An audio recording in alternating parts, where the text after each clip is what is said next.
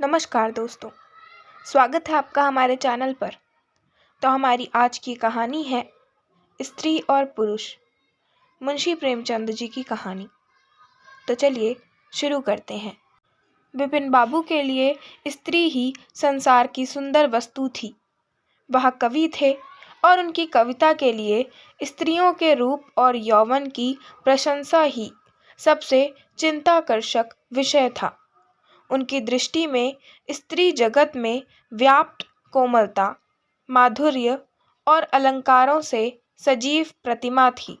जबान पर स्त्री का नाम आते ही उनकी आंखें जगमगा उठती थीं, कान खड़े हो जाते थे, मानो किसी रसिक ने गाने की आवाज़ सुन ली हो। जब से होश संभाला तभी से उन्होंने उस सुंदरी की कल्पना करनी शुरू की जो उसके हृदय की रानी होगी। उसमें उषा की प्रफुल्लता होगी, पुष्प की कोमलता, कुंदन की चमक, बसंत की छवि, कोयल की ध्वनि। वह कवि वर्णित सभी उपमाओं से विभूषित होगी। वह उस कल्पित मूर्ति के उपासक थे। कविताओं में उसका गुण गाते वह दिन भी समीप आ गया था जब उनकी आशाएं हरे हरे पत्तों से लहराएंगी, उनकी मुरादें पूरी होंगी। कॉलेज की अंतिम परीक्षा समाप्त हो गई थी और विवाह के संदेश आने लगे थे। विवाह तय हो गया। विपिन बाबू ने कन्या को देखने का बहुत आग्रह किया, लेकिन जब उनके मामू ने विश्वास दिलाया कि लड़की बहुत ही रूपवती है, मैंने अपनी आंखों से देखा है, तब वह राजी हो गए। धूमधाम से बारात निकली और विवाह का मुहूर्त आया। वधू आभूषणों से सजी हुई मंडप में आई तो विपिन को उसके हाथ पांव नजर आए। कितनी सुंदर उंगलियां थीं, मानो दीप शिखाएं हों। अंगों की शोभा कितनी मनोहारिणी थी। विपिन फूले न समाये। दूसरे दिन वधू विदा हुई तो वह उसके दर्शनों के लिए इतने अधीर हुए कि ज्यों ही रास्ते में कहारों ने पालकी रखकर मुंह हाथ धोना शुरू किया, आप चुपके से वधू के पास जा पहुंचे। वह घूंघट हटाए, पालकी से सिर निकाले बाहर झांक रही थी। विपिन की निगाह उस पर पड़ गई। यह वह परम सुंदर रमणी ना थी जिसकी उन्होंने कल्पना की थी, जिसकी वह बरसों से कल्पना कर रहे थे। यह एक चौड़े मुंह, चिपटी नाक और फूले हुए गालों वाली कुरूपा स्त्री थी। रंग गोरा था, पर उसमें लाली के बदले सफेदी थी। और फिर रंग कैसा ही सुंदर हो, रूप की कमी नहीं पूरी कर सकता। विपिन का सारा उत्साह ठंडा पड़ गया। हाँ, इसे मेरे ही गले पड़ना था। क्या इसके लिए समस्त संसार में और कोई ना मिलता था? उन्हें अपने मामू पर क्रोध आया, जिसने वधू की तारीफों के पुल बांध दिए थे। अगर इस वक्त वह मिल जाते तो विपिन उनकी ऐसी खबर लेता कि वह भी याद करते।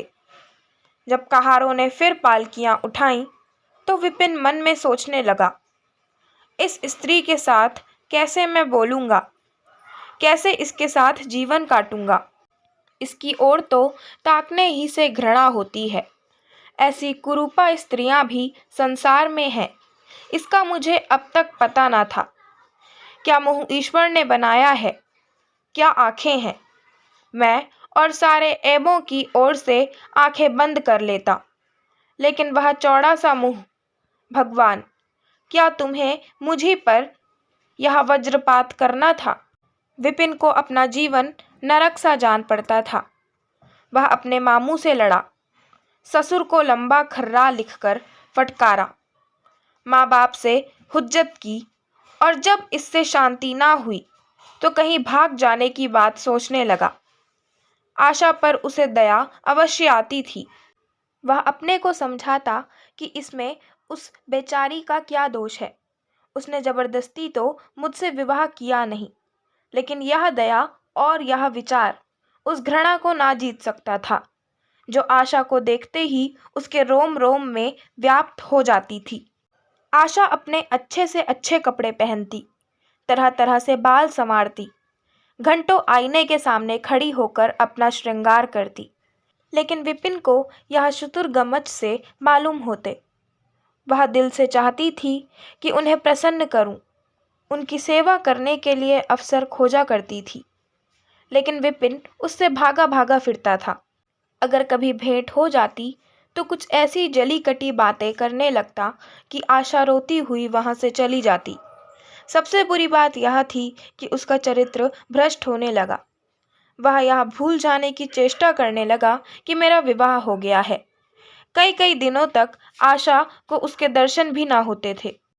वह उसके कहकहे की आवाज़ें बाहर से आती हुई सुनती, झरोखे से देखती कि वह दोस्तों के गले में हाथ डाले सैर करने जा रहे हैं और तड़प कर रह जाती। एक दिन खाना खाते समय उसने कहा, अब तो आपके दर्शन ही नहीं होते, मेरे कारण घर छोड़ दीजिएगा क्या? विपिन ने मुंह फेर कर कहा, घर ही पर तो रहता हूँ, आजकल जरा नौकरी की तलाश है, इसलिए दौड़ धूप ज़्यादा करनी पड़ती है। आशा बोली, किसी डॉक्टर से मेरी सूरत क्यों नहीं बनवा देते? सुनती हूँ आजकल सूरत बनाने वाले डॉक्टर पैदा हुए हैं। विपिन बोला, क्यों नाहक चिढ़ती हो? यहाँ तुम्हें किसी ने बुलाया था। आशा बोली, आखिर इस मर्ज की दवा कौन करेगा? विपिन बोला, इस मर्ज की दवा नहीं है। जो काम ईश्वर से ना करते बना, उसे आदमी क्या बना सकता है? आशा बोली, यह तो तुम ही सोचो कि ईश्वर की भूल के लिए मुझे दंड दे रहे हो। संसार में कौन ऐसा आदमी है जिसे अच्छी सूरत बुरी लगती हो?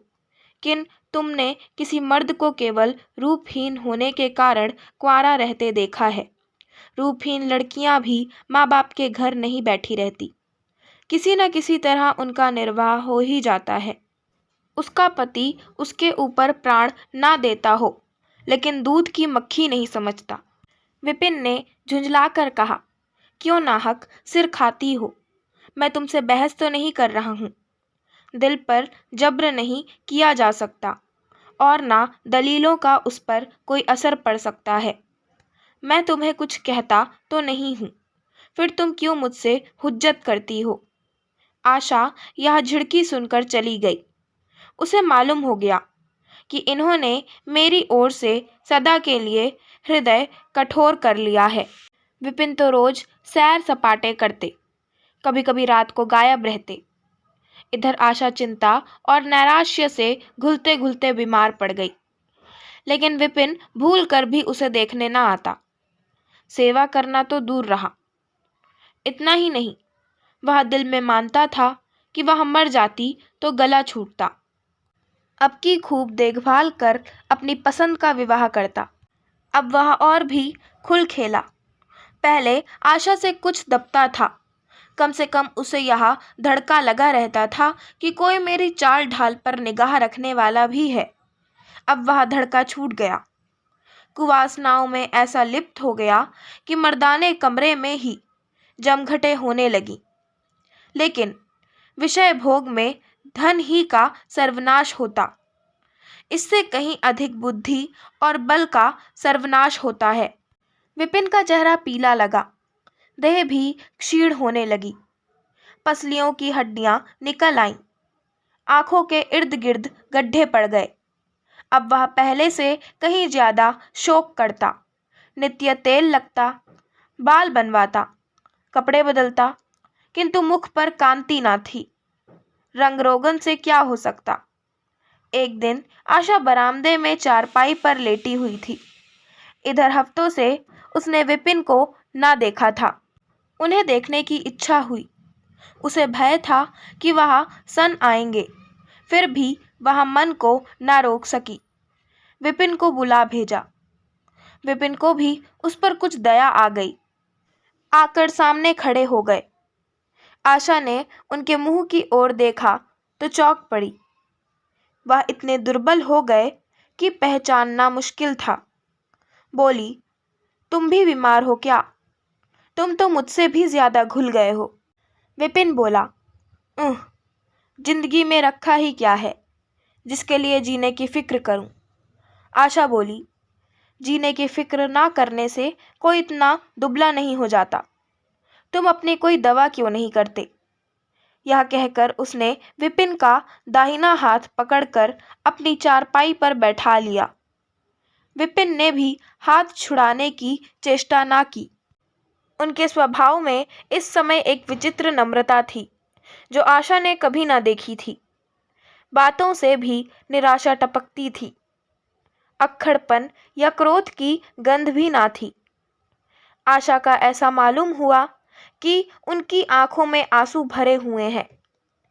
विपिन चारपाई पर बैठते हुए बोले, मेरी दवा अब मौत करेगी।